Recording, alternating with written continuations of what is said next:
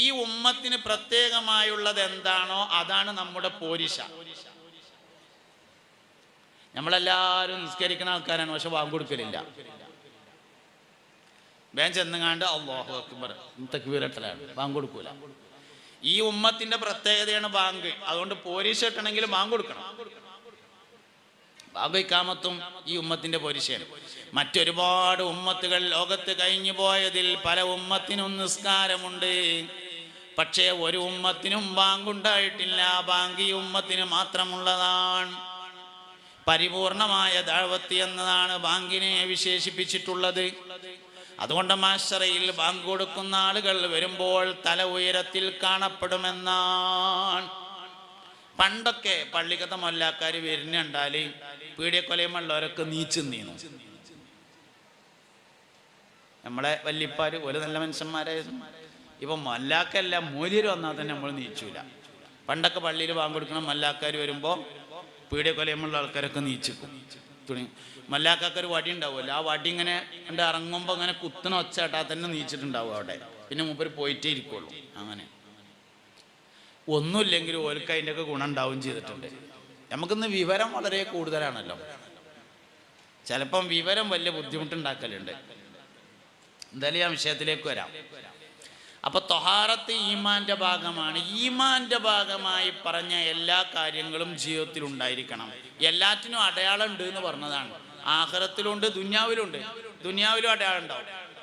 ദുന്യാവിലും അടയാളം ഉണ്ട്. ഉമ്മാനോട് ദേഷ്യമുള്ള ആൾക്ക് നഖം മുറിക്കാൻ നേരം കിട്ടൂല എന്നാ. ഉമ്മാനോട് ദേഷ്യമുള്ള ആൾക്കാർക്ക് നഖം മുറിച്ചാൻ നേരം കിട്ടൂല, അടയാളാണ്. ഇപ്പൊ നോക്കണ്ട, പോയിട്ട് നോക്കിയാൽ മതി. കയ്യമ്മക്ക് നോക്കിയാലും കാലുമ്മക്ക് ഒരിക്കലും നോക്കരുത് ഇപ്പോൾ. കാരണം അത് വല്ല പിന്നെ മറ്റേ ലാടവൈദ്യനറ്റെ വിളിക്കേണ്ടി വരും വെട്ടാൻ. ആ രൂപത്തിൽ ഹൈറ്റ് ഉണ്ടാവും. നോക്കണ്ടെന്ന് പറഞ്ഞാൽ അതുകൊണ്ടാണ്. ഉമ്മാനോട് ദേഷ്യമുള്ള ആൾക്കാർക്ക് നഖം മുറിക്കാൻ നേരം കിട്ടൂല. അടയാളമില്ലാത്ത ഒരു കാര്യമില്ല. എല്ലാ കാര്യങ്ങൾക്കും അടയാളമുണ്ട്. എല്ലാറ്റിനും അടയാളമുണ്ട്. സിഹിർ ബാധിച്ചാൽ അടയാളമുണ്ട് എന്നാണ്. കണ്ണിൻ്റെ ചുറ്റുഭാഗത്തും കറുത്ത അടയാളം പ്രത്യക്ഷപ്പെടുമെന്നാണ്. സിഹിർ ബാധിച്ചാൽ എല്ലാ സംഗതിക്കും അടയാളമുണ്ട്. അടയാളം ഇല്ലാത്തൊരു പരിപാടിയില്ല. തന്നെ സംഗതി. അപ്പം എന്ത് ചെയ്യണം? ഈമാനിൻ്റെ അടയാളങ്ങളെ സൂക്ഷിക്കണം. 70 ചില്ലാനം കാര്യങ്ങൾ ഈമാനുമോ ബന്ധിച്ചിട്ടുണ്ട്. മൻ തസവ്വജ ബിംറഅത്തിൻ ഫഖദ് ഇസ്തക്മല നിസ്ഫദ്ദീൻ. ആരെങ്കിലും ഒരു പെണ്ണിനെ കല്യാണം കഴിച്ചാൽ അവൻ ദീനിന്റെ പകുതിയെ പൂർത്തിയാക്കി.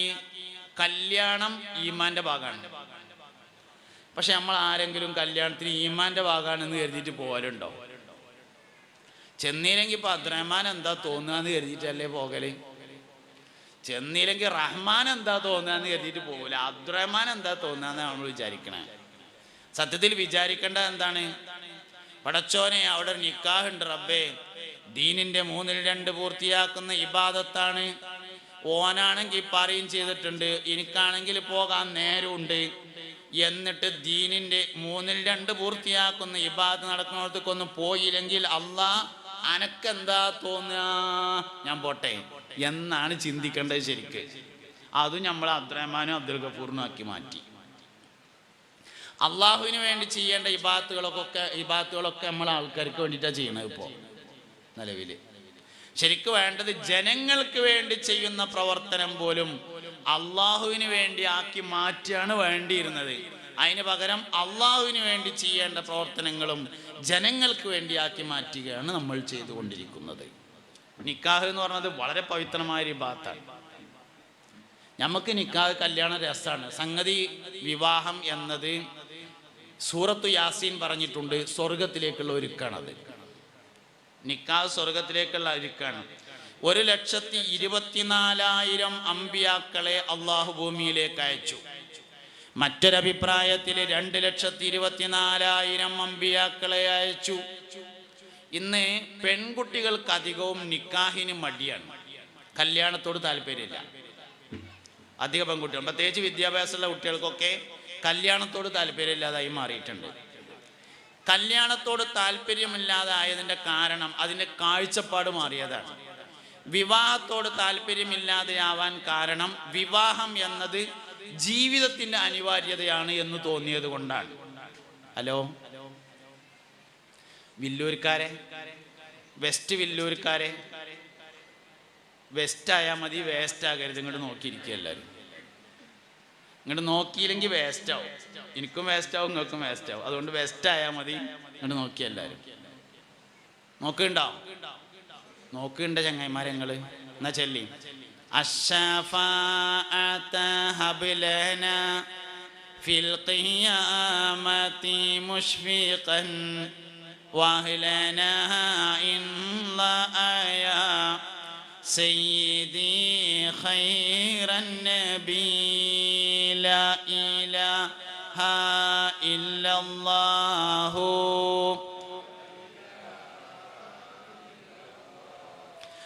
لا إله إلا الله محمد رسول الله.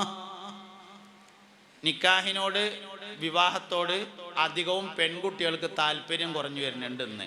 അതിൻ്റെ ഒരു കാരണം വിവാഹവുമായി ബന്ധപ്പെട്ട കാഴ്ചപ്പാട് മാറിയതാണ്. വിവാഹം എന്നത് അനിവാര്യതയാണ് ജീവിതത്തിന് എന്ന് മനസ്സിലാക്കിയതാണ് പ്രശ്നം. ജീവിക്കാൻ വിവാഹം അനിവാര്യമല്ല. അങ്ങനെയാണ്, അതുകൊണ്ട് കല്യാണം എന്നാണ് നമ്മൾ വിചാരിച്ചത്. ജീവിക്കാൻ വിവാഹം ഒന്നും അനിവാര്യമല്ല. തീരെ വിവാഹിതരായ ആളുകളും ജീവിച്ചിട്ടുണ്ട്. ഈസ നബി അലൈഹി സ്വലാം കല്യാണം കഴിച്ചിട്ടില്ലല്ലോ. ബഹുമാനപ്പെട്ട സയ്യിദത്തുനാ നഫീസത്തുൽ മിസ്രിയ റളിയല്ലാഹു അൻഹ ജീവിച്ചിട്ടില്ലേ? ബഹുമാനപ്പെട്ട സയ്യിദത്തുനാ റാബിയത്തുൽ അദവിയ്യ റളിയല്ലാഹു അൻഹ ജീവിച്ചിട്ടില്ലേ? മഹാനായ സയ്യിദുനാ ഉവൈസുൽ ഖറനി റളിയല്ലാഹു അൻഹു ജീവിച്ചിട്ടില്ലേ? ജീവിക്കാൻ വിവാഹം അനിവാര്യമല്ല. പിന്നെന്തിനാ വിവാഹം? ഇസ്ലാമിലെ വിവാഹത്തിന്റെ കാഴ്ചപ്പാട് ജീവിക്കാനല്ല. ശരിക്ക് സ്വർഗത്തിൽ എല്ലാവരും ആണും പെണ്ണുമാണെന്ന് സൂറത്തു യാസീൻ പറഞ്ഞിട്ടുണ്ട്. ഹും വ അസ്വാജുഹും ഫീ ളിലാലിൻ അലൽ അറായികി മുത്തഖിഊൻ ലഹും ഫിഹാ ഫാകിഹത്തുൻ വലഹും മാ യദ്ദഊൻ സലാമുൻ ഖൗലൻ മിർ റബ്ബിർ റഹീം. ഹും അവരും വഅസ്വാജുഹും അവരുടെ ഇണകളും ഫീ ളിലാലിൻ മരത്തിന്റെ ചോട്ടില് അലൽ അറായികി അരീക്കത്തി എന്ന കട്ടിലിന്മേൽ മുത്തഖിഊന ചാരിയിരിക്കുന്നതാണ്. ലഹും അവർക്കുണ്ട് ഫിയാദിൽ ഫാകിഹത്തുൻ പഴങ്ങള് വലഹും മാ യദ്ദഊൻ അവർ ആവശ്യപ്പെടുന്നതെന്തും. കല്യാണം ശരിക്കും സ്വർഗത്തേക്കുള്ളതാണ്. ആദ്യത്തെ കല്യാണം നടത്തിയത് അബുൽ ബശറായ ആദം അലൈഹിസ്സലാമാണ്. ആദ്യത്തെ പുതിയാപ്ല സ്വർഗത്തിൽ നിന്നാണ്. ആദ്യത്തെ പുതിയണ്ണ് ഉമ്മനയായ ഹവ്വാ ബീവി റളിയല്ലാഹു അൻഹയായിരുന്നു, സ്വർഗത്തിലാണ്. അവസാനത്തെ കല്യാണവും സ്വർഗത്തിലാണ്. മുത്തുനബിയുടെ തൃക്കല്യാണം, മറിയം ബീവിയെ കല്യാണം കഴിക്കും. അവസാനത്തെ കല്യാണവും സ്വർഗത്തിലാണ്.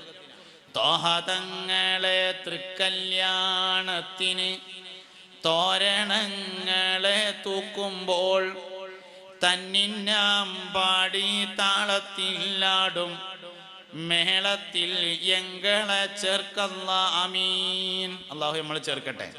സ്വർഗത്തിലെ ഏറ്റവും പ്രധാനപ്പെട്ട ആഘോഷം നബിതങ്ങളുടെ കല്യാണമാണ്. കല്യാണം സ്വർഗത്തിലേക്കുള്ളതാണ്.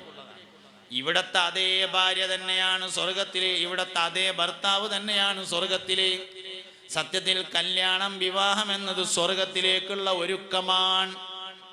വൈവാഹിക ജീവിതത്തിലെ എല്ലാ സന്തോഷങ്ങൾക്കും കൂലിയുണ്ട്, എല്ലാ പ്രയാസങ്ങൾക്കും കൂലിയുണ്ട്. എല്ലാം സ്വർഗത്തിലാണ്. മൻ തവ്വജ ലില്ലാഹി തവ്വജ മൻ തസവ്വജ ലില്ലാഹി തവ്വജല്ലാഹു ലഹു താജൽ മലികി ഹബീബുനാ റസൂലുള്ളാഹി. ആരെങ്കിലും അല്ലാഹുവിന് വേണ്ടി കല്യാണം കഴിച്ചാൽ നാളെ മഹ്ശറയിൽ വരുന്ന സമയത്ത് അവന് രാജാവിന് നൽകപ്പെടുന്നത് പോലെയുള്ള കിരീടം ധരിപ്പിക്കപ്പെടുന്നതാണെന്ന് അഷ്റഫുൽ വറാ ഹബീബുനാ റസൂലുള്ളാഹി സല്ലല്ലാഹു അലൈഹി വസല്ലമ തങ്ങൾ പറഞ്ഞിട്ടുണ്ട്. അതുകൊണ്ട് വിവാഹം ഒരിക്കലും ദുനിയാവിലേക്കുള്ളതല്ല, വിവാഹം സ്വർഗത്തിലേക്കുള്ളതാണ്. ഈ കാഴ്ചപ്പാടാണ്ട് പോയാല് കല്യാണം ഒരു ഭാരമായിട്ട് മാറും. കാഴ്ചപ്പാട് മാറിയാലാണ് വിവാഹം ഭാരമാകുന്നത്. അതുകൊണ്ട് ഒരിക്കലും ഇസ്ലാം ദീൻ അവതരിപ്പിക്കുന്ന വിവാഹം എന്ന കാഴ്ചപ്പാട് ദുനിയാവിലേക്കുള്ളതല്ല. അത് ആഖിറത്തിലേക്കുള്ളതാണ്, സ്വർഗത്തിലേക്കുള്ളതാണ്. വിവാഹവുമായി ബന്ധപ്പെട്ട ഏത് കാര്യത്തിനും കൂലി സ്വർഗത്തിലാ പറഞ്ഞിട്ടുള്ളത്. ഒരു പെണ്ണ് ഒരിക്കൽ ഗർഭിണിയായി പ്രസവിച്ചാൽ അവൾക്ക് 100 ഷഹീദിന്റെ കൂലി നൽകപ്പെടുമെന്നാണ്. ഒരു ഷഹീദ് എന്നൊക്കെ പറഞ്ഞാൽ എത്രയെന്ന് അറിയങ്ങള്? സയ്യിദു ശുഹദാ എന്ന പേരിൽ അറിയപ്പെടുന്ന ആള് ഹംസ റളിയല്ലാഹു അൻഹു ആണ്. ഉഹുദ് യുദ്ധത്തിൽ ഹംസ റളിയല്ലാഹു അൻഹുവിനെ വഹ്ശി കൊന്നിട്ട് നെഞ്ചത്ത് കയറിയിരുന്ന് നെഞ്ച് കുത്തിക്കീറിയിട്ട് അതിൽ നിന്ന് കരള് വലിച്ച് പുറത്തേക്കെടുത്ത് വായിലിട്ട് ചവച്ചു തുപ്പി. അതൊക്കെയാണ് ഷഹീദ് പറഞ്ഞാല്. ഹുബൈബ് റളിയല്ലാഹു അൻഹുവിനെ കഴുകുമരത്തിൽ കയറ്റിയിട്ട് 4 ഭാഗത്തു നിന്നും അമ്പെയ്തിട്ട് ശരീരം അരിപ്പ പോലെ തൂങ്ങിക്കിടന്നു. അതൊക്കെയാണ് ശ്വാതാക്കന്മാര്. അങ്ങനത്തെ 100 ഷഹീദിന്റെ കൂലി ഒരിക്കൽ ഗർഭിണിയായി പ്രസവിച്ചാൽ അവൾക്ക് നൽകപ്പെടുന്നതാണ്. പോരെ? അതുകൊണ്ട് വിവാഹവുമായി ബന്ധപ്പെട്ട കാഴ്ചപ്പാട് മാറിയാൽ താല്പര്യം കുറയും. കാഴ്ചപ്പാട് ശരിയാണോ, എന്നാ പിന്നെ കുറച്ചൊക്കെ ബുദ്ധിമുട്ടുണ്ടെങ്കിലും കുഴപ്പമില്ല എന്ന് തോന്നും. ബുദ്ധിമുട്ടില്ലാതെ എന്താ കിട്ടുക? ഗൾഫ് പോവാതെ പൈസ കിട്ടും. ഗൾഫിൽ നിന്ന് എല്ലാവർക്കും പൈസ ഇങ്ങനെ നൂലുമ്മ വരുന്നുണ്ട്, നിങ്ങൾ കേട്ടുക്കണോ? ഇല്ല, അത് പോയിട്ട് അധ്വാനിച്ചാൽ തന്നെ കിട്ടുള്ളൂ. ബുദ്ധിമുട്ടില്ലാതെ എന്താ കിട്ടുക? 100 ഷഹീദിന്റെ കൂലിയാണ് കിട്ടുന്നുണ്ടെങ്കിൽ അതിനുള്ള ബുദ്ധിമുട്ടും ഉണ്ടാവും. ഉറപ്പന്നല്ലേ? 100 ഷഹീദിന്റെ കൂലിയാണ് ഒരിക്കൽ ഗർഭിണിയായി പ്രസവിച്ചാലുള്ളത്. ഇങ്ങനെ ഓരോ കാര്യങ്ങൾക്കും അങ്ങനെ തന്നെയാണ്. ഒരാൾ തൻ്റെ ഭാര്യയുമായി ഇണചേർന്നാൽ അവന്റെ ചെറുദോഷങ്ങൾ പൊറുക്കപ്പെടും. ഒക്കെ സ്വർഗത്തുക്കുള്ള ഒരുക്കാണ് ശരിക്കത്. സ്വർഗത്തുക്കുള്ള ഒരുക്കാം. പക്ഷെ നമ്മളതിനും ഗാനമേള നടത്തിയതിനിപ്പോ അള്ളാഹു തആല എന്ത് കാട്ടാനാ? സംഗതി സ്വർഗത്തുക്കുള്ള ഒരുക്കാണ്. അവിടെ ചെന്നിട്ട് ഗാനമേള. ഇവിടുന്ന് അത് നല്ല വട്ടത്തിൽ വെള്ളിയാഴ്ച രാവിലെ പള്ളിക്ക് വെച്ചിട്ട് സയ്യിദന്മാർ, ഉസ്താദന്മാർ, സാദാത്യങ്ങൾ, നേതാക്കന്മാർ, കാരണന്മാരൊക്കെ സാന്നിധ്യത്തിൽ ഭംഗിയാക്കി ഉഷാറാക്കി അത്യാവശ്യം വേണ്ടപ്പെട്ടവരൊക്കെ അറിയിച്ച് നല്ല ഭക്ഷണമൊക്കെ ഉണ്ടാക്കി. അങ്ങനെ തന്നെ ഭക്ഷണം ഉണ്ടാക്കുന്നിടത്തൊന്നും പിശുക്കണം എന്ന് എനിക്ക് അഭിപ്രായമില്ല. പൈസ ഉള്ള ആളുകൾ അവരുടെ വകയായുള്ള നല്ല ഭക്ഷണങ്ങൾ സാമ്പത്തികമായി പ്രയാസമുള്ള ആൾക്കാർ ആ പേരിൽ തിന്നോട്ടെ എന്ന അഭിപ്രായമാണ് എനിക്കുള്ളത്. അത് ബിസ്ക്കറ്റും ചായ ആക്കേണ്ട ആവശ്യമൊന്നുമില്ല. എൻ്റെ അഭിപ്രായമാണ്. നിങ്ങൾക്ക് നിങ്ങളുടെ അഭിപ്രായം പോലെ ചെയ്യട്ടോ.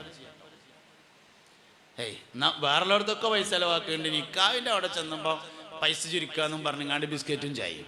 അത് നല്ല നിലക്കൊരു മട്ടത്തിൽ ആർഭാടം വേണ്ട, ധൂർത്തും വേണ്ട. ആവശ്യത്തിന് ഭക്ഷണം കൊടുക്കലോ വിരുന്നുകാരെ ഇക്രാം ചെയ്യലോ ഒരിക്കലും ധൂർത്തൊന്നല്ല. അപ്പം അതൊരു മര്യാദക്കുള്ള ഭക്ഷണമൊക്കെ ഉണ്ടാക്കിയിട്ട് ഓൻ്റെ അടുത്ത് സാമ്പത്തികം ഉണ്ട്, ആൾക്കാർ നല്ലത് തിന്നോട്ടെ, എന്താ അതിന് കുഴപ്പം? കൊണ്ടുപോയി കൊട്ടാൻ പാടില്ല, അത് ധൂർത്താവും. കുറച്ച് കുറേ ഉണ്ടാക്കിയാണ്ട് ആൾക്കാരെ കാണിച്ചിട്ട് ഒരു തലക്കൊന്നൊന്നിങ്ങനെ എടുത്തു നോക്കിയാണ്ട് ബാക്കി കൊണ്ടുപോയി കൊട്ടി അങ്ങനെയൊന്നും ചെയ്യാൻ പാടില്ല എന്ന് മാത്രം. നല്ല ഭക്ഷണം ഉണ്ടാക്കണതിനോ കൊഴുക്കുന്നതിനൊന്നും ഒരു കുഴപ്പമില്ല. കാരണം അവൻ സ്വർഗത്തിലേക്കുള്ള ഒരുക്കഒരുങ്ങാണ്. അപ്പം അതിനനുസരിച്ചുള്ള ഭക്ഷണം കാര്യങ്ങളൊക്കെ ഉണ്ടാക്കി ആളുകൾക്ക് നല്ല കൊടുത്തു. അതിനൊന്നും ഒരു വിരോധമില്ല. എന്തായാലും അത് സ്വർഗത്തിലേക്കുള്ള ഒരുക്കാണ് വിവാഹം തന്നെ സംഗതി. ഈമാനിന്റെ സ്ഥാനത്താണ് നിക്കാഹ് വരിക. നിങ്ങളിത് നല്ലോണം മനസ്സിലായിക്കോളി. എന്താ ഇപ്പൊ ബാക്കിയില്ലാത്തത്? എന്താ ഒക്കെ ശരിക്കന്നല്ലേ ഈ പറയണേ?